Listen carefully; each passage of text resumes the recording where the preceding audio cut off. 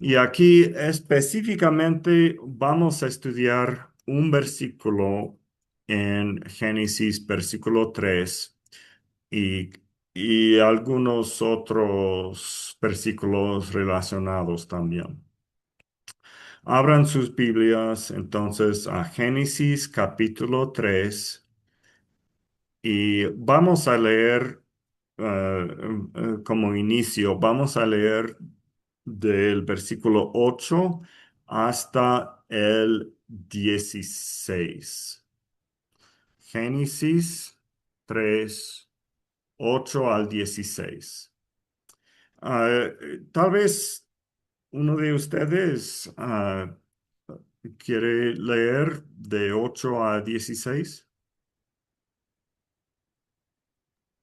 Bueno, pastor, Gracias, José.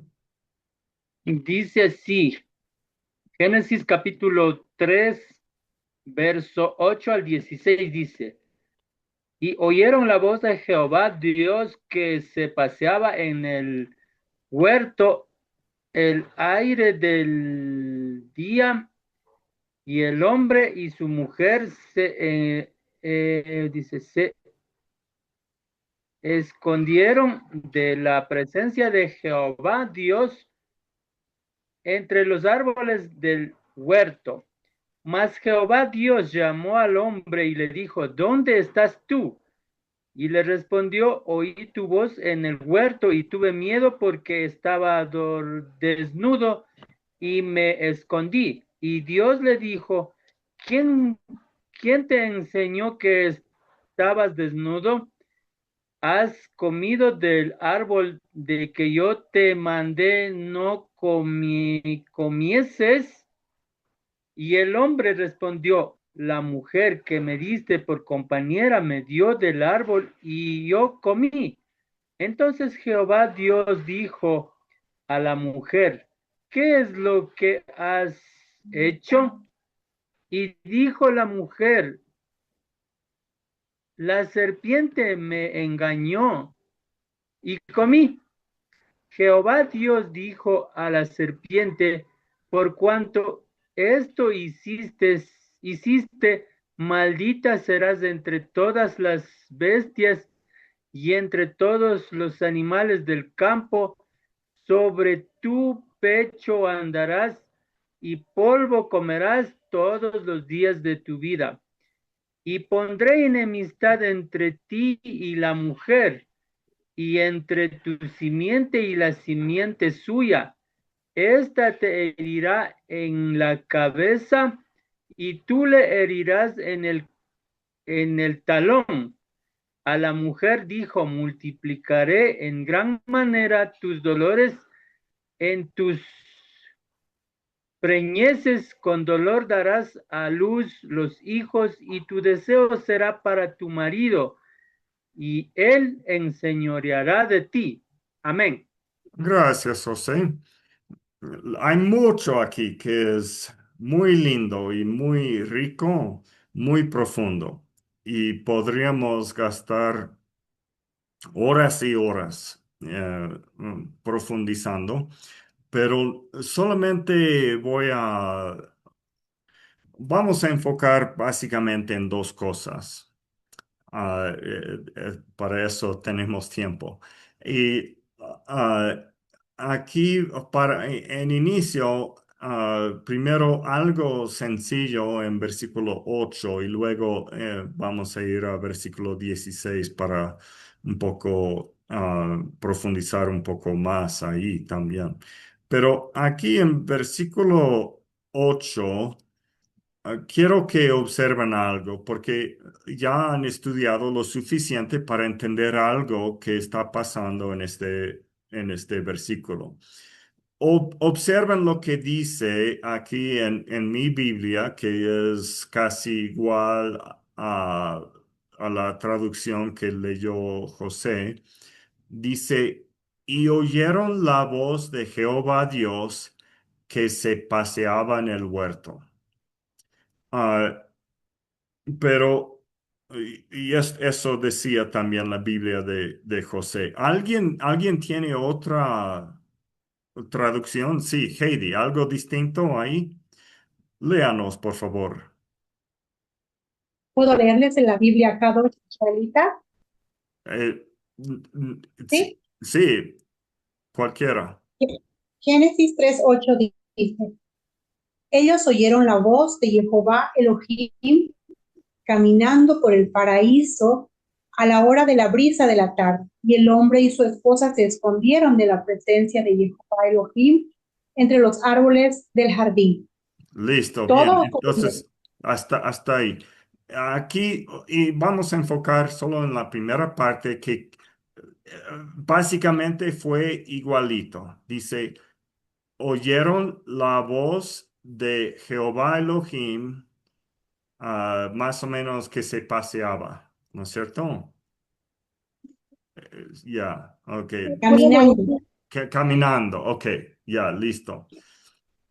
Bien, Janet, ah, Eh, ¿tiene quería otra compartir, traducción? sí, quería compartir la PDT, Palabra de Dios para Todos.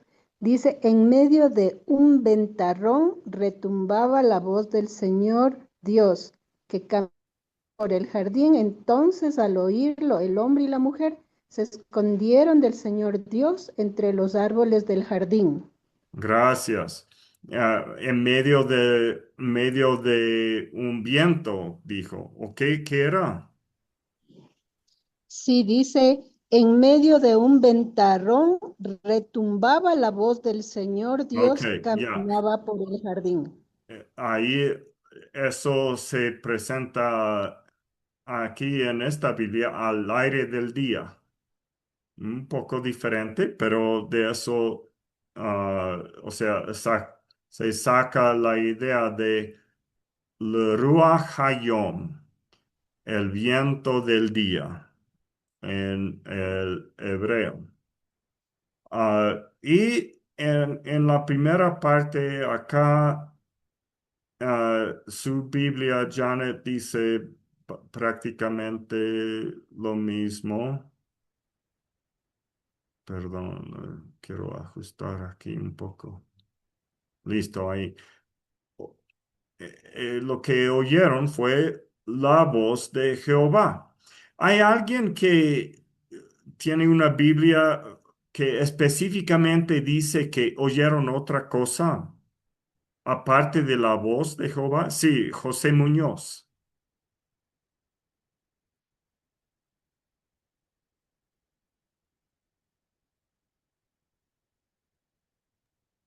Perdón la demora aquí que me enredo con con el altavoz. La mía dice, esta es, dice, ellos oyeron la voz de Yahvé, Elohim, caminando por el paraíso a la hora de la brisa de la tarde, y el hombre y su esposa se escondieron de la presencia de Yahvé, Elohim, Ok, entre los árboles del jardín. ok. Igual, oyeron la voz. Sí, Heidi. En la Biblia Torá oyeron luego el ruido de los pasos de Adonai Elohim, que se paseaba por el jardín a la hora de la brisa, y el hombre y su mujer se ocultaron de la vista de Adonai Elohim por entre los árboles del jardín. Es Torah. Sí, gracias. ¿Se dieron cuenta? En esa Biblia dice, oyeron los pasos, el sonido de los pasos, creo que fue el ruido de los pasos, ¿no? Y aquí tengo otras opciones también. Vamos a observar. ah, en la Biblia de las Américas. Dice, y oyeron al Señor Dios que se paseaba. No indica, solamente oyeron al Señor Dios. No indica qué es lo que escucharon. ¿Escucharon su voz o escucharon sus pasos? Está en duda. La Biblia no, la nueva Biblia de las Américas es casi igual. La nueva versión internacional dice cuando el día comenzó a refrescar, hablando del Ruach Hayom, oyeron el hombre y la mujer que Dios andaba. Entonces no dice con claridad, pero oyeron que Dios andaba, da a entender que escucharon sus pasos, ¿no es cierto? Más que su voz. Entonces nos queda la duda. Vamos a recurrir al hebreo para entender esto mejor. En el hebreo, ¿qué es lo que tenemos? Dice, V'yishma'u, y oyeron et kol Yahvé Elohim. Ustedes conocen estos términos, ¿no? Escucharon Kol Yahvé Elohim. ¿Qué significa Kol? Sonido, ruido, voz. Sí, correcto, José. Ahí hemos aprendido que hay un rango de significado para esta palabra. Y es por eso que estamos observando una diferencia entre una traducción y otra. Algunos traductores optaron por voz y otros traductores optaron por el ruido de sus pasos. ¿Por qué? Dice, escucharon Kol Yahvé Elohim mit halech. Esto es otro binyan, es halach. Halach es también un verbo que conocemos, es caminar, pero es mithalech, que es otro binyan, es hitpael y es reflexivo. Se caminaba, o sea, andaba, paseaba por todos lados, de aquí para allá y para otro lado también, quizás, dando vueltas o paseando, ¿ya? Es la idea. Entonces, ya que esto es su acción, Cole puede aplicar al sonido de su acción o Cole puede aplicarse a la voz de él. Es posible que él andaba diciendo cosas también a su voz. Y hay que, hay que traducir de una manera u otra. Aquí la Biblia de de las Américas, como dije, lo deja ah, más abierto. Y oyeron al Señor Dios que se paseaba. Simplemente dice, oyeron al Señor, no dice que oyeron su voz o oyeron su ruido. Aquí en la nota dice literalmente la voz de él. Y oyeron la voz del Señor Dios, como una nota al pie de la página. Entonces, quería que observen esto primero de forma interesante, que aquí está Cole y hemos aprendido que hay flexibilidad y las dos opciones son posibles y se ha traducido de dos maneras en estas Biblias. Diga, Joan. Y hermanito, en la Biblia Jerusalén del 76 dice, y oyeron el ruido de Yahvé. Y en la latinoamericana del 95 dice, oyeron el rumor de Dios o de Yahvé. ¿Verdad? Pero según lo que es la cosmovisión judía, pues tenía más que ver con cómo ellos conocían la presencia de Dios ya, conocían el ruido de la presencia de Dios, Mm, según la cosmovisión judía. O sea, ellos como que ya sabían cómo sonaba cuando Dios venía. mm, No era tanto como una voz, sino más como su ruido muy personal, ah, ¿sí? sí. Yo lo recuerdo algo así más o menos como... Mi esposa dice que cada vez que su papá venía, él silbaba y ya ellos conocían su silbido y ya sabían, así viniera a 2 cuadras, él silbaba. Mm, Y ya sus hijos sabían, ah, por ahí viene papá, decía, porque su silbido es, todavía lo escucho cuando viene por ahí el suegro, él silba y uno ya sabe que él viene por ahí. Entonces, más que todo yo lo entiendo, ¿no? Así como algo muy personal de Dios, su ruido personal, ¿no? Algo así, ¿no? sí, sí, bien dicho, Joan. Sí, Janet.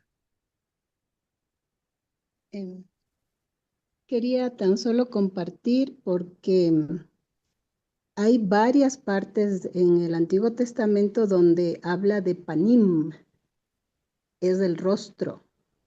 Haga resplandecer su rostro sobre ti, por ejemplo, pero hay varias partes. Y ese panim de Yahvé, eso es lo que ellos, los judíos, entendían como la presencia de Dios. Panim se refiere más al rostro de Dios porque el Señor menciona su rostro.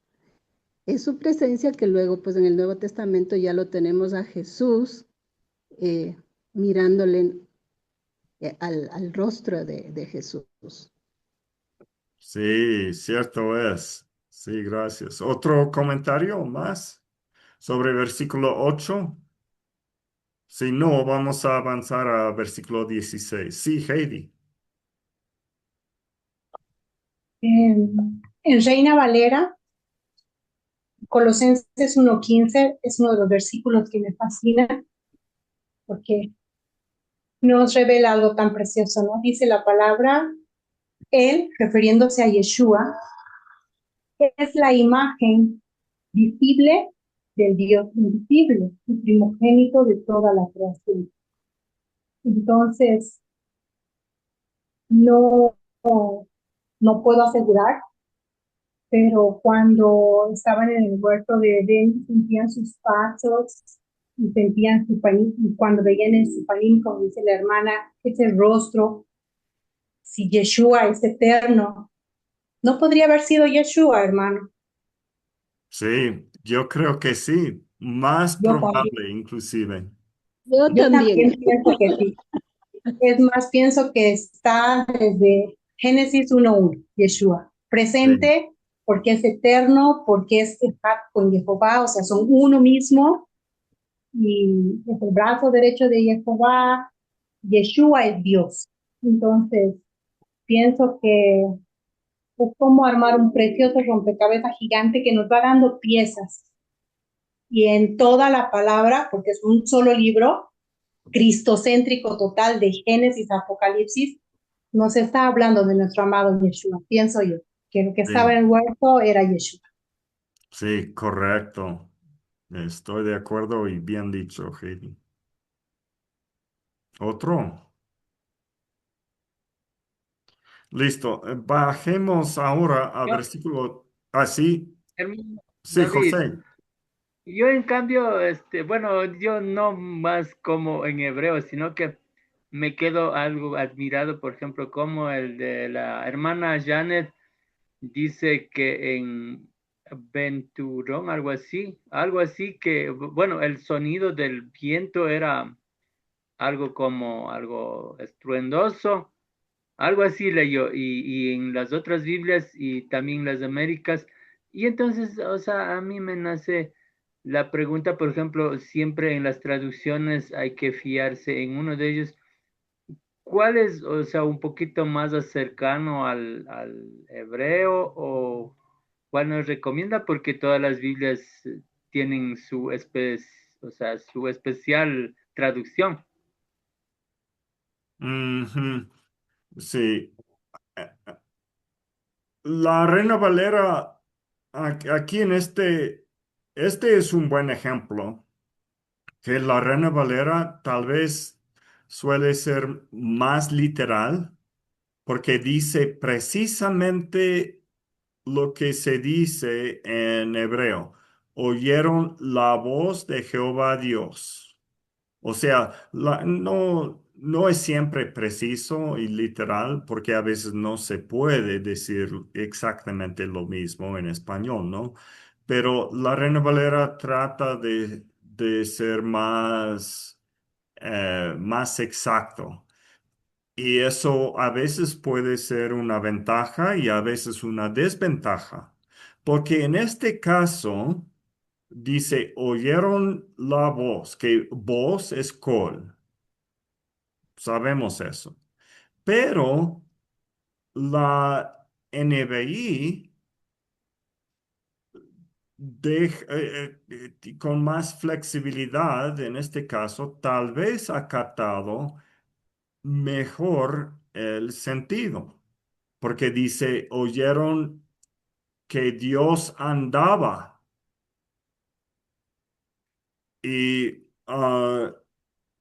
y no expresa necesariamente que Dios decía cosas que nos deja, la Reina Valera nos deja esa idea, tal vez. Pero aquí no hay nada malo con la Reina Valera, pero observando la diferencia entre las dos traducciones, podemos ir al hebreo y ver, yo entiendo por qué usan la palabra kol que se presta tanto a una opción como a la otra. Y ninguna en este caso es mala. Ah, y hay otras, hemos escuchado otras versiones también que cada una tiene sus características. Y ahora, ya que saben saben el hebreo un poco, pueden comparar las versiones con la original y llegar a tener su propio criterio y tener también una idea de las características que suelen producir cada estilo de traducción. Muchas gracias, mi hermano pastor. Sí, está muy bueno. Sí, de acuerdo. Gracias, José. Ahora, vamos a versículo 16. Eh, Queremos observar algo adicional acá. Porque después de que Adán y Eva decidan pecar, ah, llega Dios y pronuncia aquí algunos castigos. Y aquí en versículo 16 está hablando a Eva, a la mujer, y vamos a analizar una parte del castigo que Dios pronuncia sobre ella. Dice en versículo 16, a la mujer dijo, multiplicaré en gran manera los dolores en tus preñeces, con dolor darás a luz los hijos, y tu deseo será para tu marido, y él se enseñoreará de ti. Y específicamente quiero enfocar en la última parte aquí, especialmente esta frase, pero también de aquí para el final del versículo, hablando del deseo que se menciona aquí, porque también hay una variedad de interpretaciones. Hay por lo menos dos interpretaciones eh, más, más grandes sobre esta frase y queremos analizarlo y llegar a entender mejor qué es lo que se expresa en hebreo. En la Reina Valera aquí dice, y tu deseo será para tu marido. Y, y me llega la pregunta entonces, ¿qué es este deseo? ¿De qué tipo de deseo se habla aquí? Porque Más probable en el castellano, esto será, cuando se habla de deseo para un marido, estamos hablando de un deseo romántico o un deseo íntimo, inclusive hasta sexual, pero no necesariamente, pero puede incluir ese concepto, ¿no? Ah, por otro lado, tenemos, y aquí no tengo la Biblia nueva traducción viviente. ¿Hay alguien aquí que tiene la nueva traducción viviente? Yo tengo una imagen que voy a compartir porque lo encontré en el internet y podemos compartir de esta manera. Esto dice la nueva traducción viviente. Luego le dijo a la mujer, haré más agudo el dolor de tu embarazo y con dolor darás a luz. Y aquí la parte clave. Y desearás controlar a tu marido, pero él gobernará sobre ti. Aquí tenemos lo equivalente, ¿no? Con el uso de desear, equivalente a lo que teníamos aquí, tu deseo. Pero la idea que nos llega es bastante distinta. Desearás controlar a tu marido. Entonces, ¿cuál será? ¿Cuál es la mejor interpretación? Y aquí no creo que caben las dos interpretaciones. Tiene que ser o la una o la otra. Y esta Biblia dice, desearás controlar a tu marido como un deseo de maldad, un deseo negativo. Y el resultado, o sea, menciona un deseo de maldad que tiene la mujer y tal vez también un deseo de maldad o acciones de maldad de parte del hombre. Él gobernará sobre ti. No necesariamente maldad. Vamos a hablar de eso más adelante. Y el deseo en esta Biblia queda como más abierto, tal vez más probable un deseo positivo, que la mujer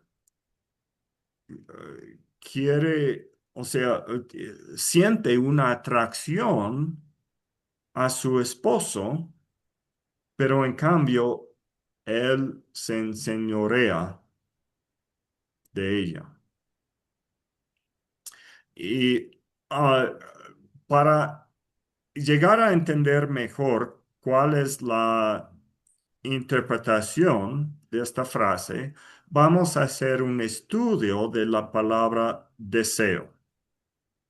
Entonces, si hacemos una búsqueda por toda la Biblia de esta palabra deseo, encontramos que la palabra en hebreo, la lema, es Teshukah.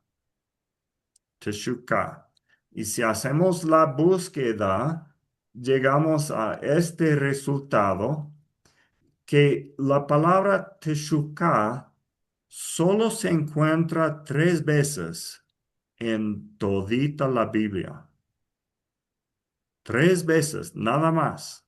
No es una palabra común y a veces nos da dificultad. Cuando son palabras menos frecuentes, a veces es más difícil llegar a una interpretación. Pero en este caso, yo tengo bastante certeza de que podemos entender qué es el caso en este versículo. Analicemos el uso de la palabra en toda la Biblia. Aquí están las 3 veces. Génesis 3:16, donde estamos estudiando ahora. ¿De acuerdo? Aparte de esto, solamente dos veces. Una vez en Génesis 4:7 y otra vez en Cantares 7, versículo 10. Vamos primero al libro de Cantares.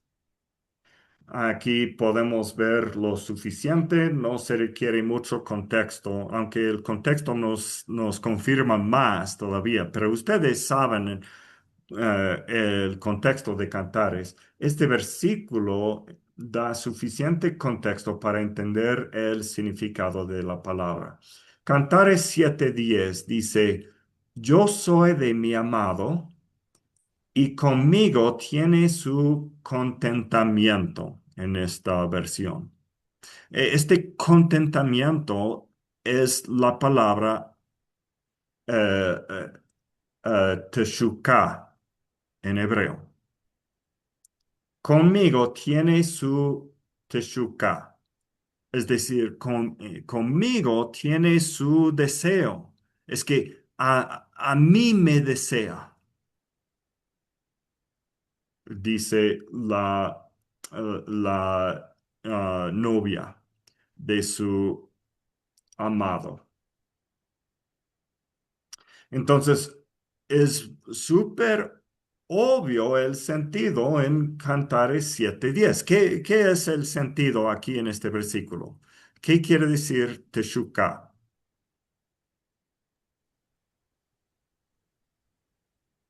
Según lo que yo entendí, porque yo ya lo había estudiado, es que tiene que ver con el deseo de comunión. O sea, cuando antes del pecado en el huerto del Edén, el amor era más puro. Tiene que ver con pureza, no solamente con Mm, deseo sexual. En cambio, después del pecado, el deseo fue más, como un poco más egoísta, ¿no? La mujer sí, deseaba más al hombre y el hombre se aprovechaba de eso y la dominaba. En cambio, en Cantar de los Cantares está diciendo que el deseo es como que volver a recuperar la pureza de lo que realmente es el amor. O sea, tener comunión el uno con el otro, pero un amor puro. O sea, que sí. tanto el uno como el otro se deseen mutuamente. No solamente deseo sexual, ¿no? O sea, no aprovecharse del amor del otro. O sea, yo lo entendí así cuando lo estudié. No sé si estaré bien o no. Sí, excelente. Así lo entiendo yo también, Joan. Gracias. Entonces, aquí se está hablando de un deseo, por decirlo así, romántico o de un placer, pero de forma pura, ¿no es cierto? Y no es que no incluya la parte física, la parte íntima puede ser incluida, pero es algo romántico, es algo positivo entre dos amantes. Bien, entonces, por la confirmación en Cantares, sabemos que esta palabra que se traduce deseo, sí puede usarse en el contexto positivo romántico. Pero queremos también comparar Génesis 4:7. Eh, en Génesis 4:7 dice, y el contexto aquí es el contexto de Caín y Abel. Caín mata a su hermano y Dios llega, habla con Caín y dice, entre otras cosas, dice a Caín lo siguiente. Si bien hicieres, no serás enaltecido. Y si no hicieres bien, el pecado está a la puerta. Con todo esto, a ti será su deseo, y tú te enseñorearás de él. Aquí en este versículo, ¿quién tiene deseo?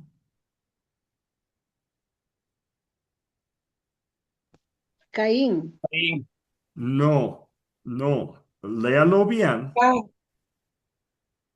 el pecado. El pecado, correcto. El El pecado, pecado ajá. tiene deseo. ¿Y qué es el deseo del pecado? Para Enseñorearse de atacarte. Caín. No, no es enseñorear, porque eso le toca a Caín. Léalo bien. Dominar, hermano. Sí, Para atacarte.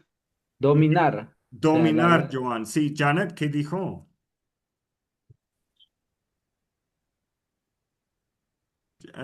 Joan dijo dominar. Janet, no, no la escuché.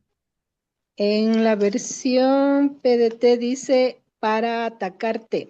Te Ok, quiere dominar, pero tú correcto. debes dominarlo a él.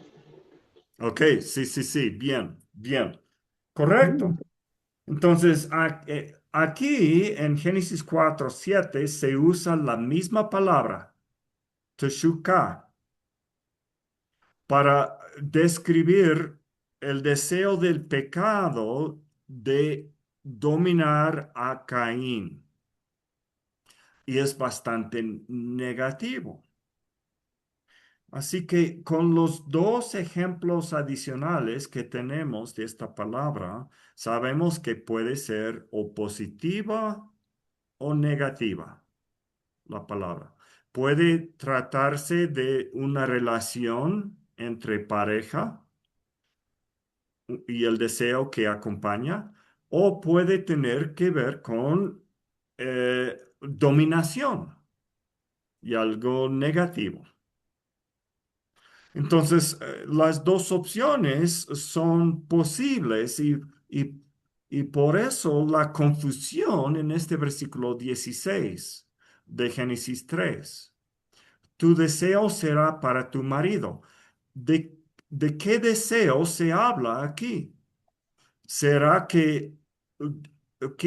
cuál expresa Dios? ¿Que Eva va a sentir una atracción por su esposo?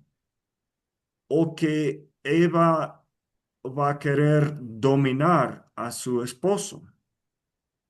Porque las dos opciones son posibilidades. Ah, ¿Alguien tiene algún criterio, una manera de que podemos sacar la decisión? Sí, Janet. Quiero compartir porque a ver, como que en esta frase hay dos partes. La primera es la del deseo, pero la consecuencia está como también ligada a eso. Y dice, en esta versión que tengo, la Biblia al día, dice, desearás el amor de tu marido, coma, y él será tu dueño. En cambio, en la PDT dice, desearás estar con tu marido, coma, pero él te dominará a ti. Ok. Entonces, en estas dos Biblias se entiende deseo como algo positivo, una relación entre pareja, deseando el amor del marido o deseando a él mismo en esas dos Biblias. Entonces, las dos Biblias, ¿qué han hecho? Estas dos traducciones de Janet se apoyan en Cantares 7:10, diciendo que deseo puede usarse en esta manera y será seguramente el sentido en versículo 16. ¿De acuerdo? ¿Hay alguien que quiere tal vez apelar por el uso de este sentido de Génesis 4:7? Yo, pero no tengo las citas exactas, sino solamente yo voy a parafrasear, como saben decir, alegorizar. Este, yo me acuerdo cuando Pablo, por ejemplo, dice cuando no quiero que predique a la mujer porque la mujer fue engañada. Entonces, eso como que yo a veces dialogo así con algunas hermanas y siempre cuentan de que, o sea, a ellas siempre le pasa que algunas prestan dinero, cuestiones así, ¿no? Dice, yo me fue mal, así más o menos. Entonces, y yo siempre sé decir, hermana, tiene que orar porque a ustedes les gusta estar engañadas, así de frente, y las hermanas saben ponerse molestas y dice, ya no me sabe querer conversar ya en la otra. Entonces, pero, y Pablo dice eso y como que aquí en esta frase, Pablo creo que recurre a lo que traduce usted diciendo que él te domina, entonces a lo mejor Pablo quiso decir eso y decir, no permito que hable algo así, sino que tiene que preguntar en la casa o algo así. No, eso nada más, pero eso digo, ahorita no tengo texto bíblico para leer, pero quería compartir eso. Ok, bien. Si Dios permite, voy a llegar a tocar un poquito a ese tema despuesito. Primero José Muñoz, y luego Heidi también. Y tal vez, no sé si Arturo tiene un comentario. José Muñoz. Bueno, Sí. mi comentario es más que todo como para reafirmar los conceptos que estoy captando.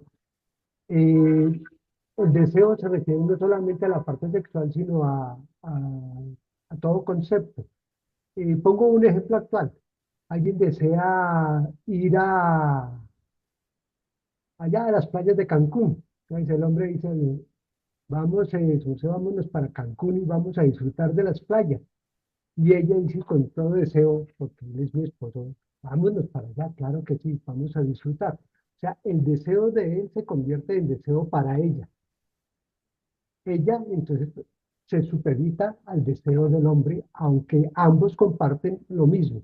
Eso Ya, mismo aplica para todo aspecto, tanto sexual como en lo físico, diría yo. ya, ok, bien. Sí, interesante ese punto de vista. Sí, Heidi. Eh, Pienso que la palabra de nuestro amado Padre Celestial es completamente viva y eficaz. Si es viva, está vigente. Y siempre la palabra del Padre la veo como que es histórica, tuvo su parte ya cumplida, pero aún ahí hay profecía. Entonces, en la práctica, ese versículo que hemos leído, a mí, ¿qué me dice? Vas a ver la sociedad en la que vivimos. Yo creo que aquí estamos de varios países, pero que debe haber mucha similitud. En la sociedad que vivimos es el feminismo lo que manda. Es que las esposas quieren empoderarse de sus matrimonios en el sentido de autoridad. Y el padre es bien específico. El padre nos ha creado, hombre y mujer, con roles diferentes para que se complementen y sean una sola carne. No para que compitan quién tiene el control o la autoridad, porque está establecido en la palabra, escrito está, de que el varón es la cabeza del hogar y es la cabeza de su esposa. Y que la esposa debe sujetarse a su esposo, así como el esposo se sujeta a Yeshua. Y también hay un hermoso ejemplo en la palabra que dice que así como Yeshua se sujeta al Padre y él es la cabeza de la iglesia debe obedecer en todo a Yeshua, como la esposa debe obedecer a su esposo, siempre y cuando está sujeto a Yeshua, ¿no? Entonces, yo pienso que esta palabra que hemos leído, particularmente yo la entiendo como que el Padre estaba profetizando, anunciando lo que las mujeres sin Yeshua, sin Cristo, sin el señorío de nuestro Padre en nuestra vida, somos capaces de hacer. Competir con el esposo, querer mandar en la casa, ocupar puestos de autoridad o de trabajo donde yo estoy mandando a varones. Y es un desorden en la sociedad y pienso yo que por eso estamos como estamos. Y no creo que solo en mi país, sino en el mundo entero, porque no hemos entendido que la palabra es viva y está más allá del texto, es práctica para que yo la viva hoy y es eterna. Eso significa que ha sido buena antes para Abraham y nuestros patriarcas, nuestros padres, pero es buena hoy, en el 2025, para mí, para mi familia, para mi matrimonio, para mi sociedad, para mis hijos.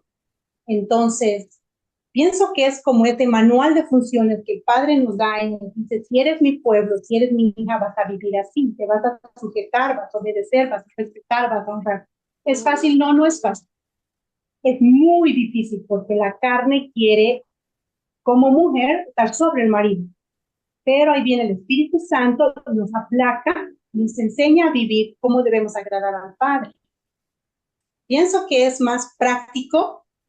Veo la palabra de nuestro amado Jehová como algo muy práctico para vivir, muy como un manual de funciones, cómo debemos funcionar, cómo debemos ser luz y sal, obedeciendo lo que está escrito. No solo el conocimiento de lo que dice el versículo, sino poniéndolo en práctica yo como mujer, en mi hogar, en mi casa, con mi esposo. Así que yo veo este versículo como algo profético que iba a pasar y está sucediendo cuando no tenemos a Yeshua como nuestro Señor. Eso, hermano. Gracias, Heidi. Voy a dar la palabra a Arturo también que quiere compartir y luego voy a expresar mi opinión sobre la mejor interpretación aquí. Arturo. Sí, mi hermano. No, fuera o sea, del libro de Cantares, hablando, cómo se refiere al Yeshua y a la iglesia, ¿no? En este caso, una profecía que debe cumplir. Entonces, en ese caso, yo quisiera que me explique un poco más cómo serías hablando de deseo y de enseñorear. Mm, ok, sí, solamente puedo decir que sí, es cierto, Cantares nos sirve como una ilustración del deseo, del amor de Cristo por nosotros y cómo nosotros debemos responder.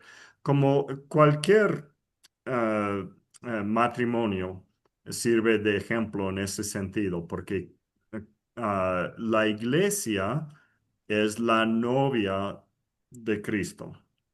La esposa llega a ser la esposa de él y todo eso es muy simbólico de lo que Cristo hace. Pero no podemos ir más allá porque no tenemos el tiempo hoy para decir mucho más. Ahora, hemos escuchado las posibilidades. Hay algunos que piensan que esto es un deseo positivo de amor por su marido, pero el resultado es que el esposo responde dominando a ella. La otra posibilidad es que se trata aquí de un deseo negativo, el deseo que se describe en Génesis 4:7 de dominar o de controlar. Y yo soy de la opinión de que el deseo que se describe aquí es negativo, tal como dijo Heidi, que aquí se, se describe el deseo de la mujer de controlar a su esposo, de tomar una posición indebida y- con el resultado de conflicto. ¿Y por qué? ¿Por qué? Bueno, tenemos las dos posibilidades ilustradas en otras partes de la Biblia. Pero observan, esto está en el contexto cercano de Génesis 3:16. Génesis 4:7 solo es unos pocos versículos después. Poquitos versículos después encontramos algo similar y es el mismo autor usando la misma palabra, teshuká, y además se incluye enseñoreará también. Aquí la mujer quiere controlar a su esposo, pero el esposo va a enseñorear a la mujer. Un conflicto negativo entre los dos. Y acá es el pecado que quiere controlar a Caín, pero Caín tiene que responder en conflicto contra el pecado también, dominar el pecado. Entonces, para mí, Génesis 4:7 tiene más peso para la interpretación de Génesis 3 que algo en el contexto lejano de Cantares. Sí es cierto que el término se puede usar de esa manera, pero creo que Génesis 3:16 está hablando de un deseo malvado. O sea, como dijo Heidi, un conflicto con, con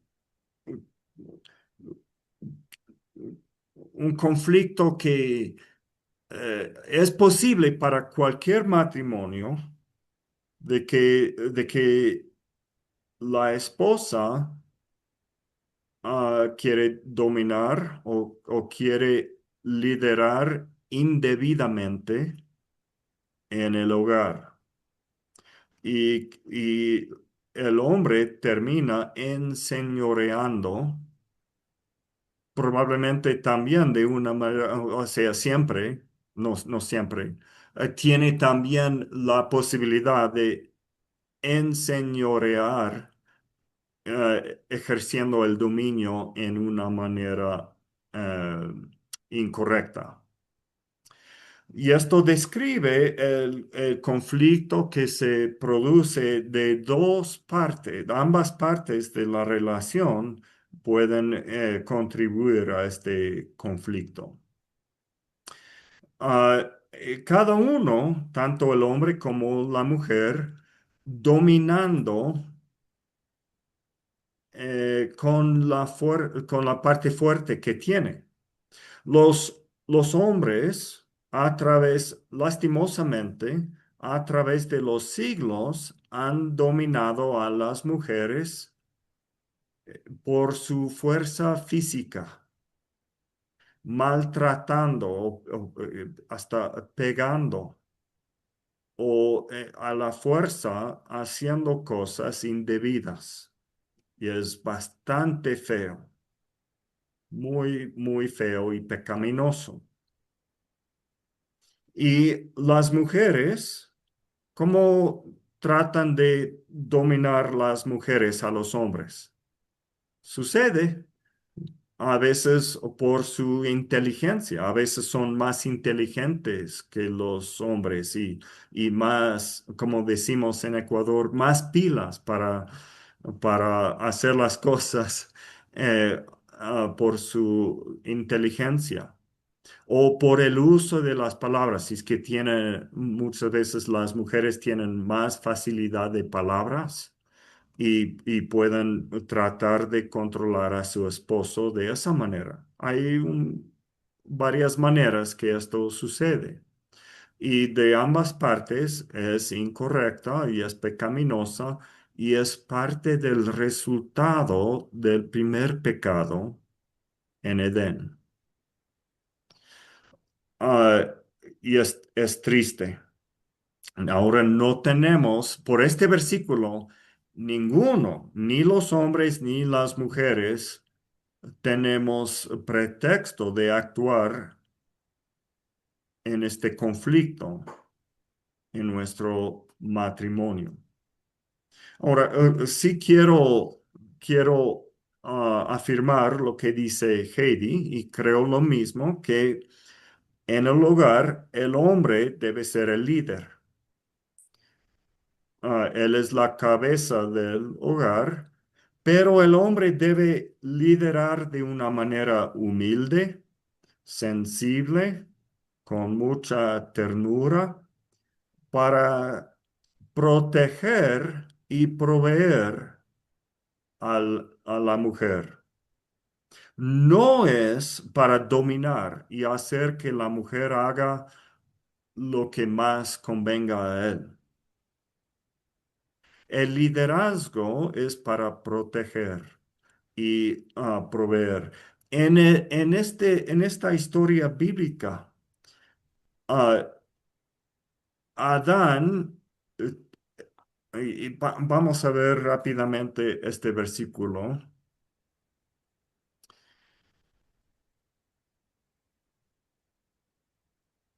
En versículo 4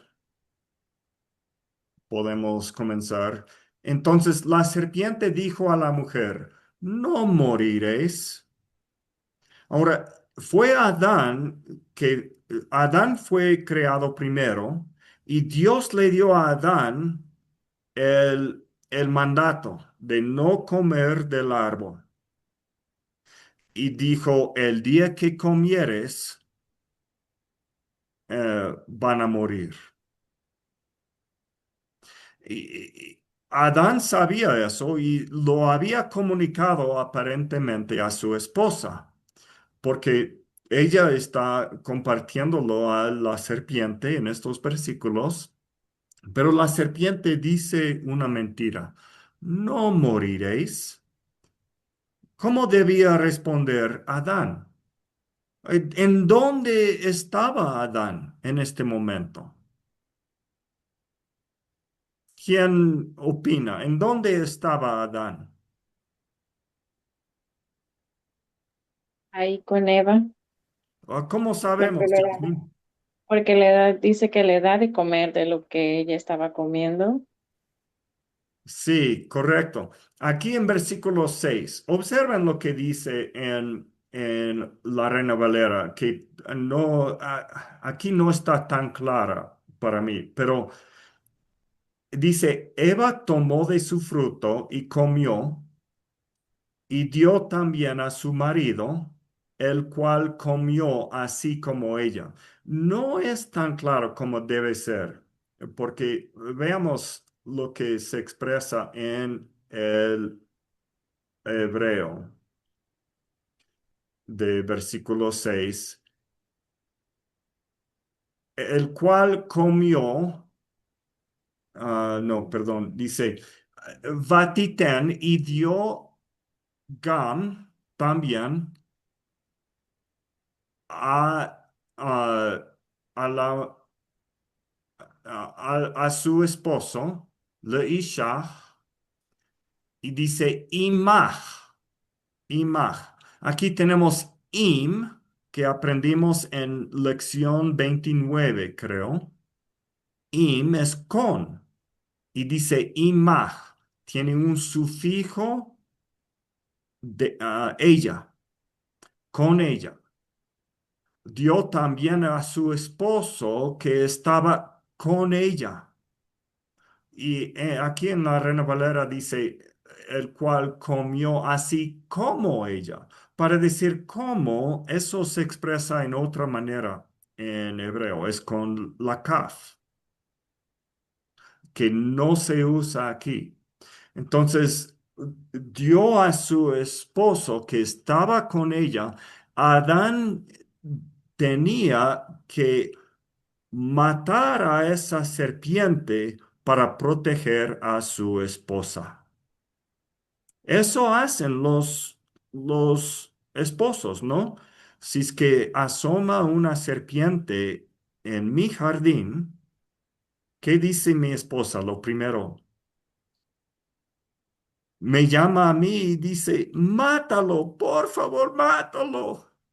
Y yo, como buen esposo, no voy a cogerlo y acercarlo más a ella o decir, no, tú verás cómo hacer.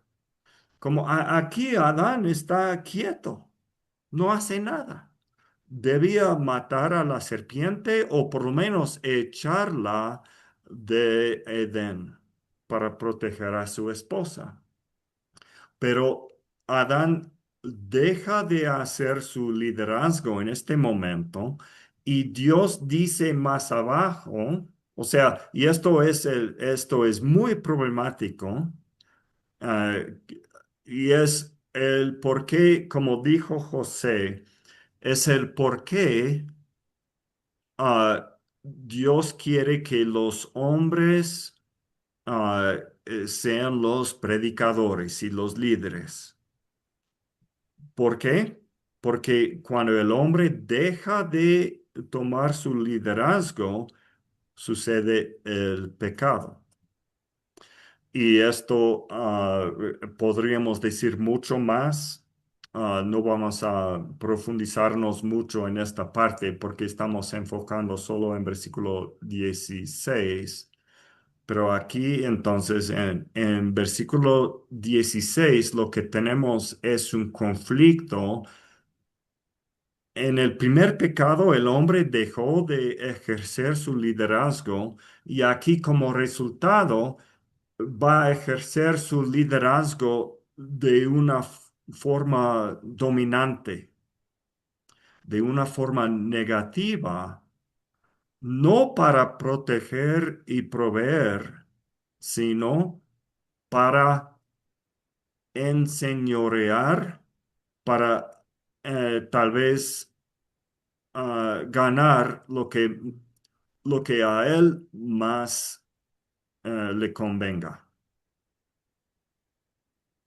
Y eso es bastante feo. Es un resultado del pecado y no es,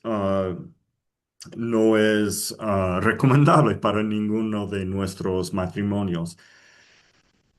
Solo Cristo puede superar este conflicto que se presenta en Génesis 3:16. Cristo es quien restaura la paz en toda la humanidad y en los matrimonios también. Y gracias a Dios existen buenos matrimonios, pero todos tenemos que permitir que Jesús sane nuestra relación y todos tenemos tenemos que invitarle a tener una parte importante en nuestro hogar.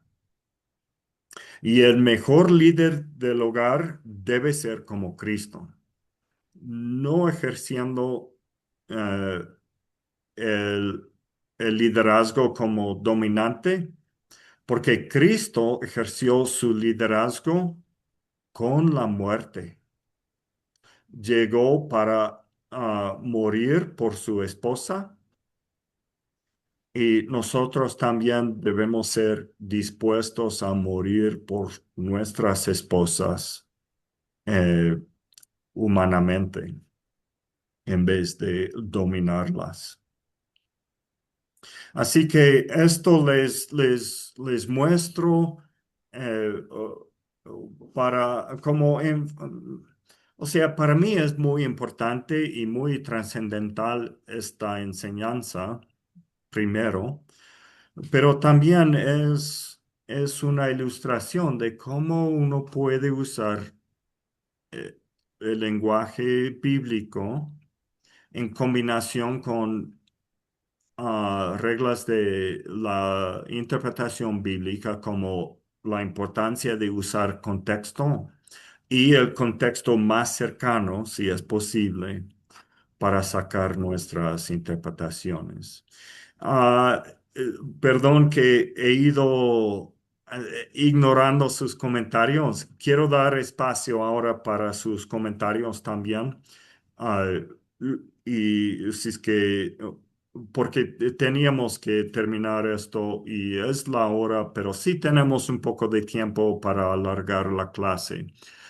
Si nos pueden limitar sus comentarios a algo un poco más corto, tal vez, cuando sea posible. Primero, ah, creo que tenemos comentarios de parte de Janet, de Jasmine, de Arturo y de Joan, si no me equivoco.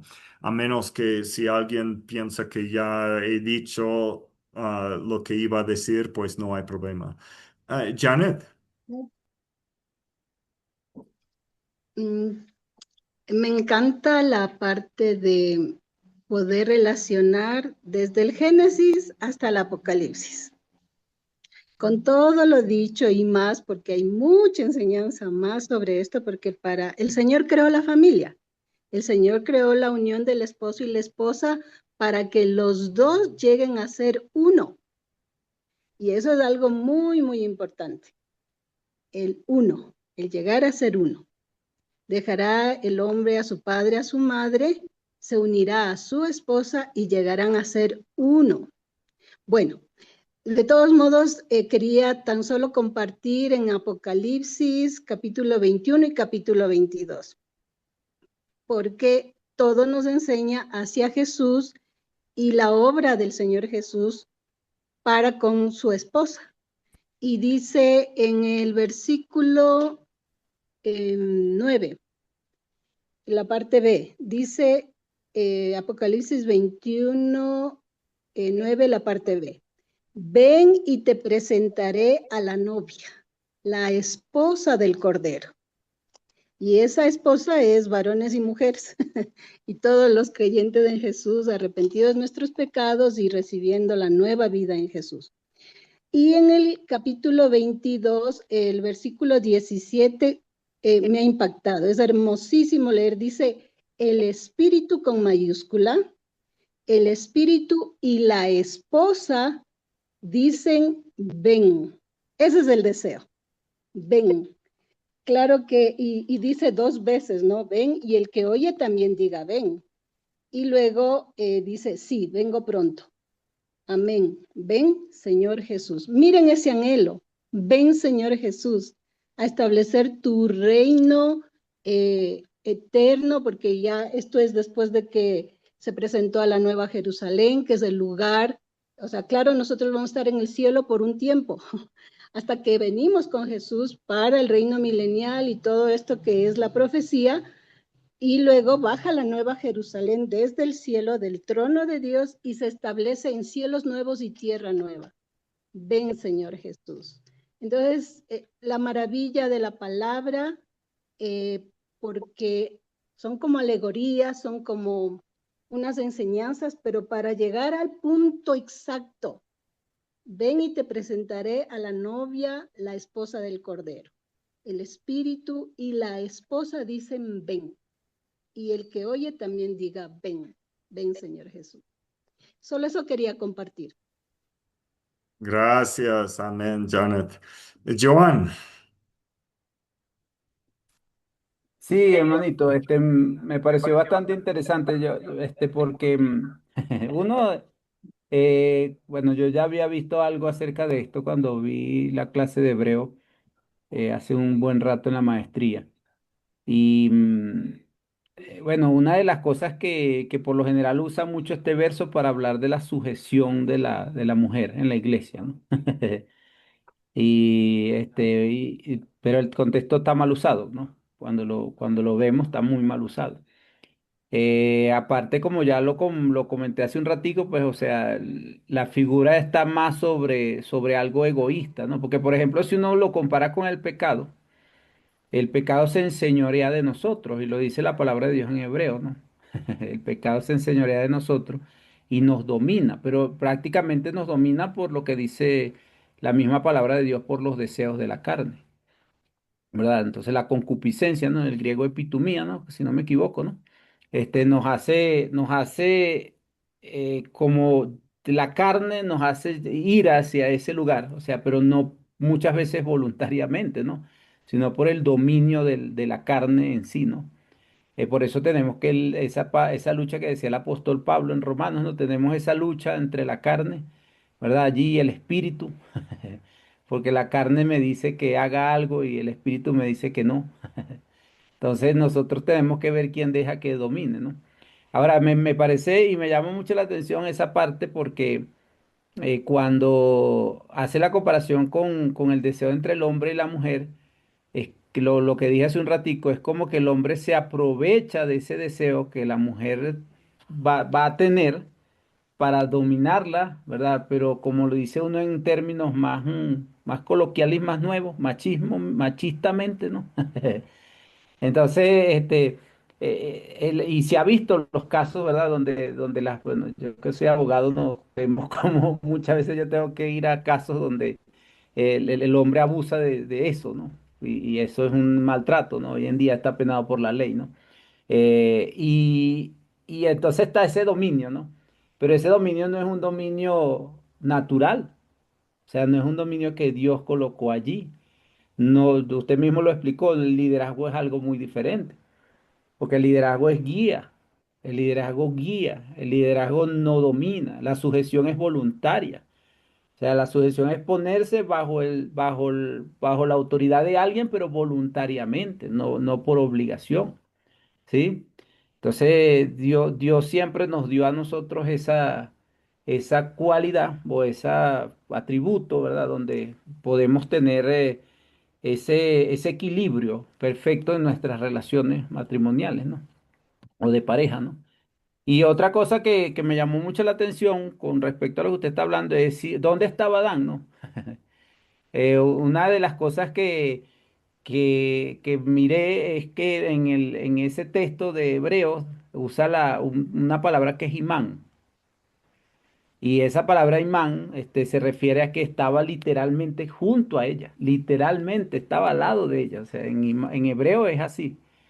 O sea, él estaba ahí y no hizo nada. O sea, se cruzó de brazos, ¿no? Entonces, y eso es lo que, y de paso cuando Dios lo llama, le dice, no, pero es que la mujer que me diste me dio de comer, sí, pero tú estabas ahí. Y Ujú. como dice usted, tenías que cuidar de ella, pero no cuidaste, te quedaste ahí, nada más, ¿no? ¿Verdad? Entonces, el hebreo en esa parte nos da mucha claridad porque una vez yo, hace muchos años, yo creía que era que Adán estaba por allá sentado debajo de un árbol descansando, ¿no? Y Eva fue solita, habló con el diablo y después que habló con él y el diablo la engaña, ella viene y le da a Adán. Y no fue así, estaba ahí al lado de ella, ¿no? Pero sin hacer nada, ¿no? Entonces, en hebreo, perdón, en griego hay una palabra que se usa en griego, que la tenemos muy mal usada hoy en día, que es la palabra malakoi. Usted la debe conocer muy bien, ¿no? Que es la palabra afeminado. La palabra Mm. malacoy está en el griego, es la palabra afeminado. Y la palabra afeminado muchas veces la confundimos con ese término, la ligamos con el término homosexual.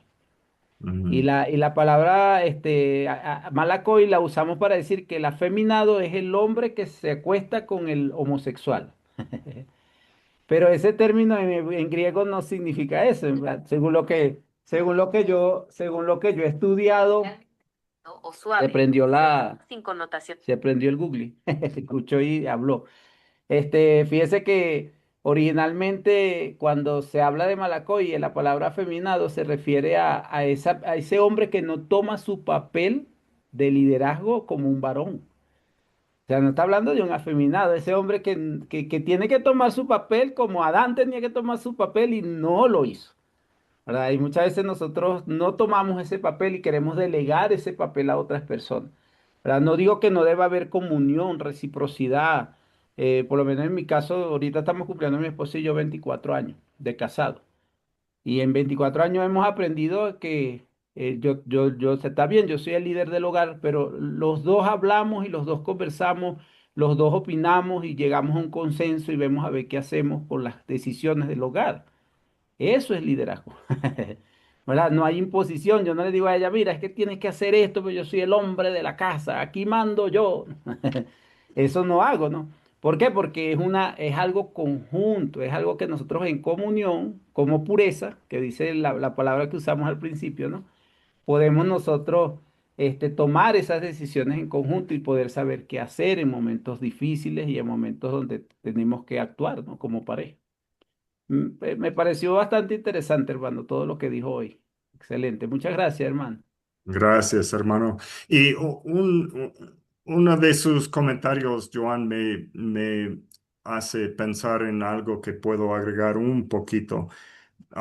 Piénsenlo, por lo menos. Cuando Pablo dice que la mujer no debe enseñar porque fue engañada. Creo que a veces eso se entiende mal. Pablo no está diciendo, creo yo, no está diciendo que las mujeres son más propensas al engaño. No es eso. Es más como casi como una justificación de la mujer.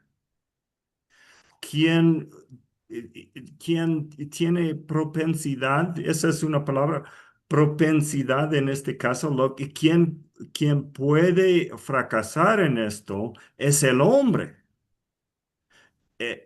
Y si Eva fue engañada, ¿qué pasó con Adán? No fue engañado y, como dice Joan, cruzó sus brazos y dejó de ejercitar su liderazgo y eso causó el problema. Entonces Pablo está diciendo, bueno, la mujer nada más fue engañada, pero Adán no enseñó en ese momento, no enseñó a su esposa la verdad y dejó que la serpiente tome la posición de liderazgo. Y Pablo no quiere que se repita el mismo error vez tras vez, domingo tras domingo, año por año en nuestras iglesias. Pablo quiere que los hombres sean los líderes tomando su papel de enseñanza en la iglesia. Piénsenlo. Jasmine. Ah, yo nada más quisiera agradecerle por la enseñanza. Estuvo muy interesante y no me cabe en mi cabeza cómo es que Eva pudo hablar con la serpiente, porque yo a las serpientes ni por aquí las puedo mirar, pero no me puedo imaginar el aspecto que pudo haber tenido pues la serpiente en supongo que debe haber sido una serpiente muy bella donde pudo pues no tener miedo con la serpiente, ¿verdad? No sé, pero aquí encontré en la nueva traducción viviente y dice así, no sé si quiere, bueno, si me da permiso de leerla, dice en el 6 dice, la mujer quedó convencida, vio que el árbol era hermoso y su fruto parecía delicioso y quiso la sabiduría que le daría. Así tomó del fruto y lo comió. Después le dio un poco a su esposo que estaba con ella y también comió. Esa es la nueva traducción viviente, Sí, está como que muy claro diciendo, está más con... claro. Ujú. Nada más ese era mi comentario y otro ya me retiro. Muchas gracias por la enseñanza. Que tengan una feliz noche. Gracias, Descansen. Jasmine. Hasta luego. Bien Hasta luego, dicho. compañeros. Igualmente. Yo también quería comentar, pero hermano David ya completó todito porque siempre hay que ver el contexto. Entonces usted ya dijo cómo era el contexto y por eso era así. Entonces ya dijo, ya como ya está dicho, yo no puedo decir nada más, pero lo mismo yo quería decir, o sea, hay que ver en el contexto y cómo fue el contexto. Gracias. Bien dicho, José. ¿Alguien más quería comentar o ya es todo? Arturo, sí. Hermano David. Sí, no, no es comentario, más es salir de duda o una pregunta. Eh, Quedo convencida, dice, ¿no? La Eva. En eso quisiera saber, ¿fue progresiva o instantánea el convencimiento, digamos? ¿Fue una, dos o algunas veces la tentación o provocación? Ya, bien, buena pregunta. Hay algunos detalles ahí que no tuvimos tiempo de analizar y no vamos a analizar ahora, pero en breve puedo decir, fue un poco progresiva su engaño. Al inicio, como que tiene más o menos clara el mandato de Dios pero Satanás o la serpiente, como se describe aquí, está poco a poco bajándole las defensas para que llegue a dudar la palabra de Dios.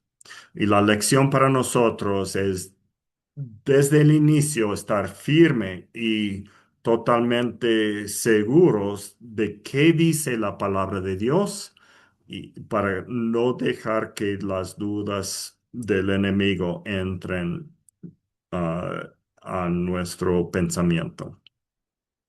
Buena pregunta, Arturo. Eso es mi respuesta Gracias. breve. Sí, para seguir analizando, porque muchas veces decimos el Adán estaba presente y otros dicen que no. Entonces, sí, ahí toca analizar bastante.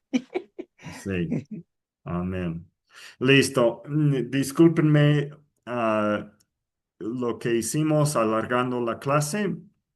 Eh, Me alegra mucho su atención y esperemos que haya servido el ejemplo del estudio bíblico también en esta noche. Vamos a orar brevemente y nos despediremos. Gracias, Padre, por tu linda palabra y lo que hemos podido interpretar y analizar y inclusive aplicar a nuestras vidas en esta noche. Te pedimos que nos ayudes a cada uno en nuestra relación, sea que tenemos una relación matrimonial o que estemos ah, solamente relacionando con otros hermanos, amigos, lo que sea. Ayúdenos a evitar el control de otras personas por nuestros propios deseos y mejor servir a los demás. Y si estamos en una posición de liderazgo, que sepamos liderar de la manera de Cristo, entregándonos a nosotros mismos por el bien de los demás para que lleguen a- a disfrutar una relación íntima contigo o para que estén fortalecidos en su conocimiento de tu palabra y lo que tú tienes para eh, ah, cada uno de nosotros que cuando estamos en compañerismo contigo. En el nombre de Cristo te lo pedimos y para tu gloria. Amén.